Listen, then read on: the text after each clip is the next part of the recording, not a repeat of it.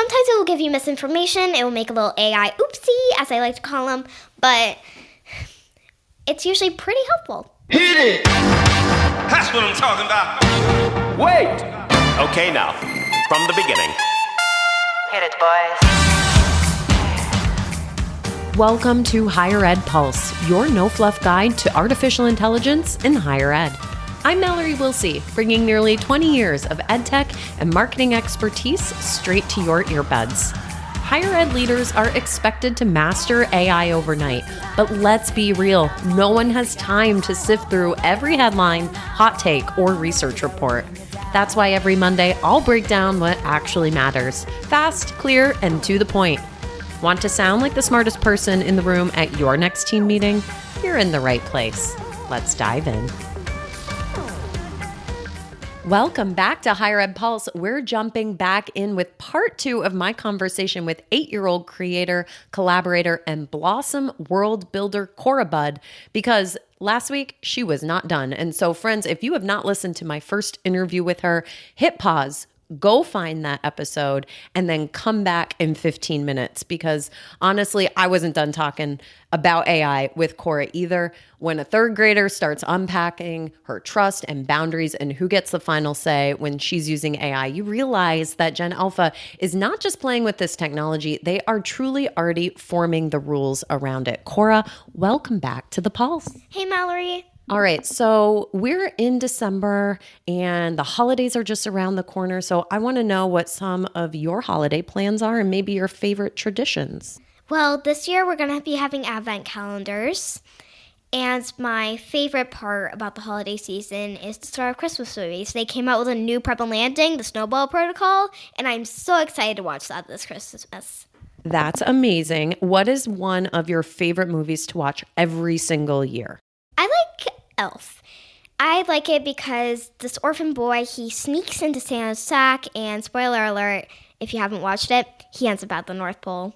I love it. Hopefully most listeners have seen Elf by now. Yeah, it's a very popular movie. If you haven't, it's available on HBO Max. Perfect. It's as if this was sponsored. All right, friends. In part 1, Cora and I explored how Gen Alpha's already using AI to imagine whole new worlds. We talked a lot about the beautiful Blossom universe that we have been creating over the last 2 years. But there's another side to this story. And I think it's the part that us adults don't usually hear. Because kids are not just creating with AI, they're also forming a lot of opinions about it. They're deciding what feels fair, what feels friendly, what they trust, and where they draw their own boundaries. The research shows that children Cora's age see AI as something that they can guide and question, not something that guides them. So today, we're going deeper. We're talking about agency, safety, ethics, and the rules that Gen Alpha thinks should exist for this technology, and we're hearing it directly from Miss Cora Budd, who has been using AI with me for almost 2 years. She will give us a glimpse into how this next generation is already shaping the future. Cora, let's just get right into it. When you think about AI, what do you think it does well, and what do you think it doesn't do very well at all? You can't get too specific with AI, or else it's bound to mess up. But if you just go simple, straight, it can probably get it corrected in the way you want it to be. So if you give it a prompt and it messes up the first time, what do you do? I would, if it's too mean, I would delete it and redo. But if it's just like a silly mistake, I would keep it in there, but ask it to redo it and not be too specific with it. So, Cora, sometimes when we are building out this Blossom universe and we ask AI to do something, it gets it wrong. Whether it inserts mini Cora into a cartoon comic it's not even supposed to, or it changes the color of the clothes in the middle of the comic. It just messes up. When you see that, what do you do? And what do you think? I think AI isn't a real person, so I can't get things exactly correct because AI is being used all over the world, and according to scientific research, people can't do 2 things without missing something. So why not the same with AI? I mean, that's a great point. I don't know about you, but I'm not the best at multitasking. And so what I'm hearing you say is, If you get a little too detailed with AI, sometimes you got to pull it back and break it down step by step. Is that what you're saying? Uh-huh. If you just do like step 1, step 2, step 3, it could get correct and try not to mess up, but AI is being used all over the world, so it has to mess up sometimes. Yeah, that's a good point. I have a question for you because last week we talked a little bit about whether or not you believe what AI tells you. And we acknowledge that sometimes it gives wrong information. And then you say you go fact check it. What clues are you looking for to know whether or not you need to fact check that information? I always look at the main idea, see what it's about. If it doesn't have the right topic or the right main idea, then I'm going to have to go fact check. Also, if there's any misspelled words, I might have to fact check that. Or if it's just not, like, take Greek mythology, for example. Sometimes I ask AI to do that, but I'm doing research project on Athena, and it gives me a lot of wrong misinformation about her. So that's why I use Microsoft Edge for the research on that. And did you just know it was wrong information, or did you find that out because you fact checked? Actually, I just knew it was wrong information. I am basically an expert on Greek mythology. I know a lot about Athena. I know almost all of her stories. And my teacher said we have to do some research on our goddess or god no matter what. That makes sense. And folks, Cora truly is an expert on Greek mythology. She's taught me quite a bit about it over the years. Now, I think at school, when you're doing, like, say, a math equation, you usually have to show your work, right? Uh-huh. Even if I know it, I have to follow the instructions, and sometimes I mess up, and that's exactly like what AI does. It's kind of, shall I say, awkward when you do something you already know and mess up doing it, but that's exactly what AI does. So I kind of have a few things from AI's perspective. So when you're doing that math equation and you're following the instructions and you're showing your work, because that tells your teacher you actually know how to do the equation versus you just guessed the right answer. I want to know, like, do you think AI has to or should have to prove the answer is right, similar to how you have to prove the answer is right when you're doing a math question? I think it should. There is this thing on ChatGPT where you can just ask it to research stuff from all different websites. One time I asked it to give a ton of research on the Powerpuff Girls, and there were a bunch of websites that came up, and I actually used one of them, the PPG fan website, and it got me a ton of information about all the episodes. That's great. I appreciate that you clicked through to learn more. I think that's really smart. Now, we have talked a little bit about how you use AI at school. What do your friends think about AI?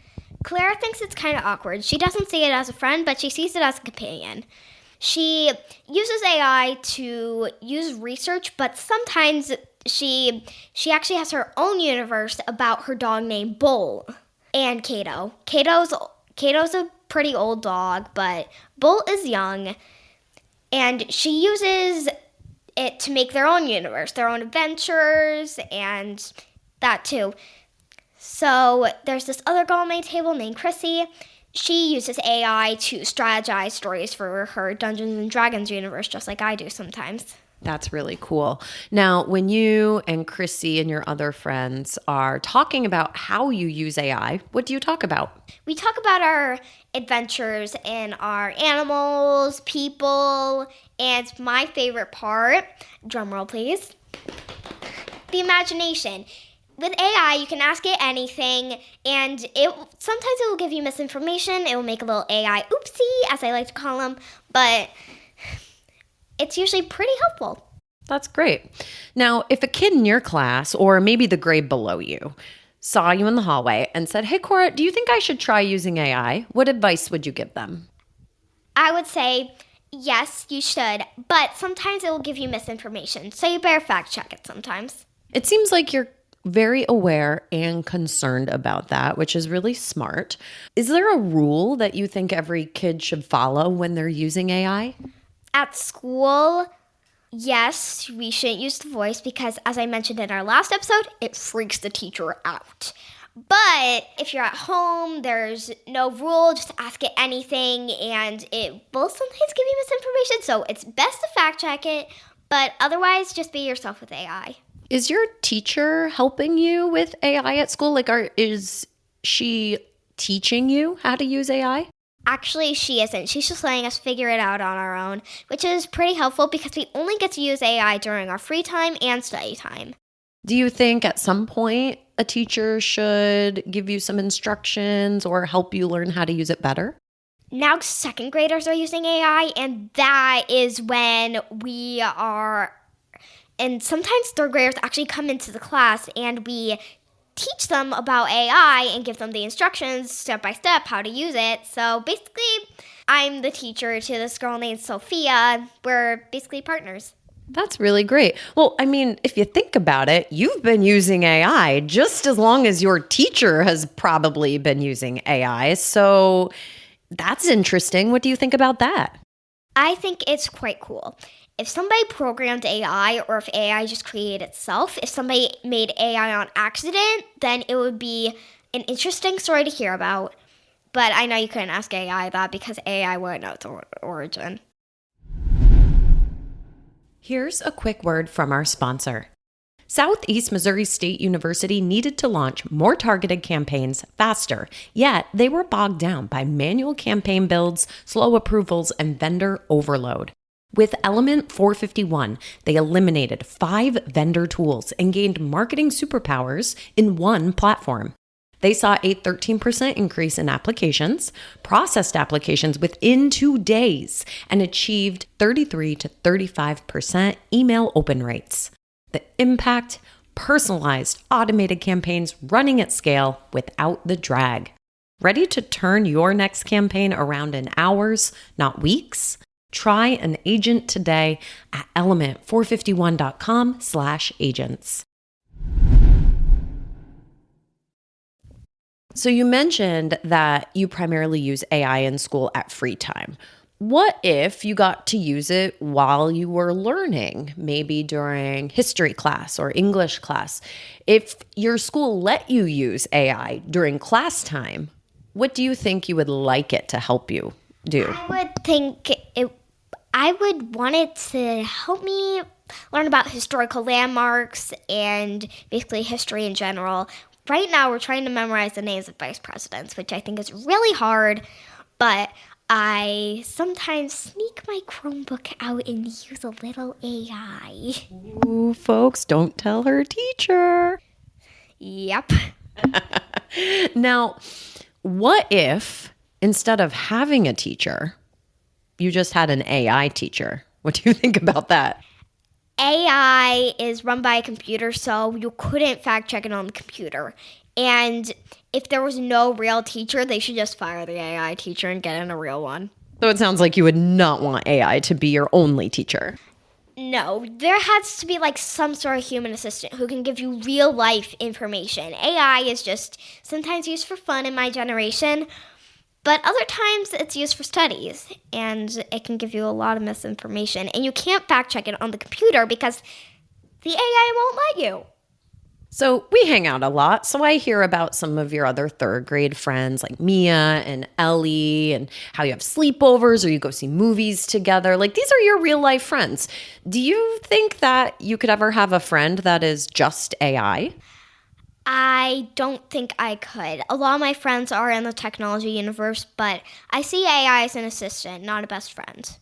When you think about the future, do you want AI to be part of the way that you imagine and create forever? Or does it feel like that might be something you grow out of when you get a little bit older? I would like AI to be a part of my creative universe. Someday AI is going to take over the world, so I want to be on its good side. And the way AI is going to take over the world, AI is just going to be a part of everything. Even toasters. Toasters are going to walk on 2 legs someday. You heard it here first, listeners. Now, Cora, is there anything that you never want AI to do because you just want to learn or figure it out on your own? I never want AI to teach me how to use it itself. I just want to figure out it. And I don't want it to give me information about stuff that I already know. I'm fine if it has like a fun little quiz, but I'm not fine if it's trying to teach me stuff that I already know.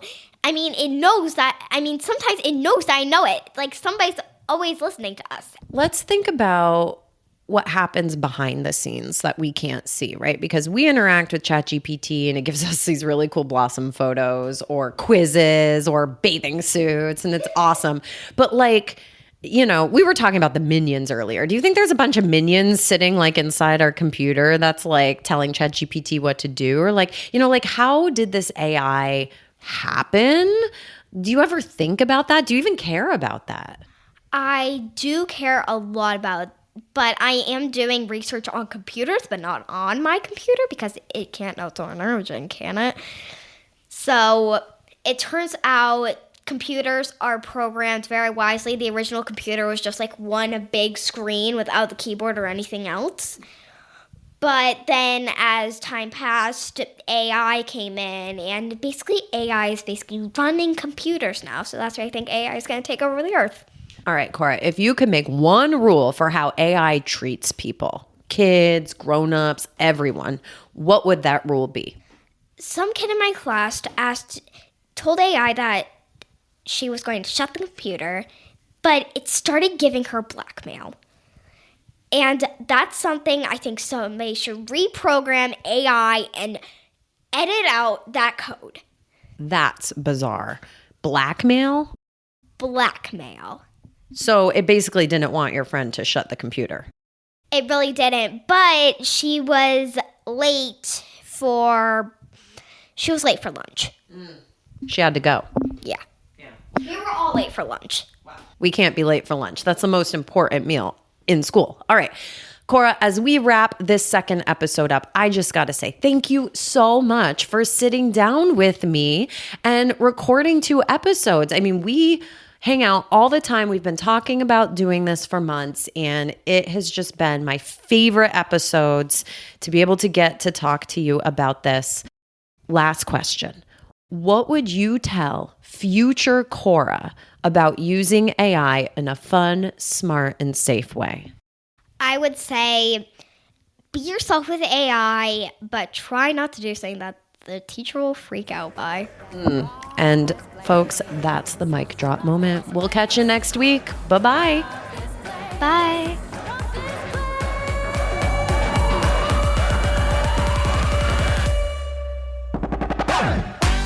Thanks for listening to the Higher Ed Pulse. The show is a proud member of the Enrollify Network, home to Higher Ed's largest collection of podcasts. Enrollify is where higher ed goes to grow. So be sure to check out our other podcasts, webinars, video clips, blogs, and more. Visit Enrollify.org and subscribe for all the latest details and content drops directly to your inbox. Enrollify is brought to you by Element 451, the digital workforce platform for higher ed. Learn more at element451.com.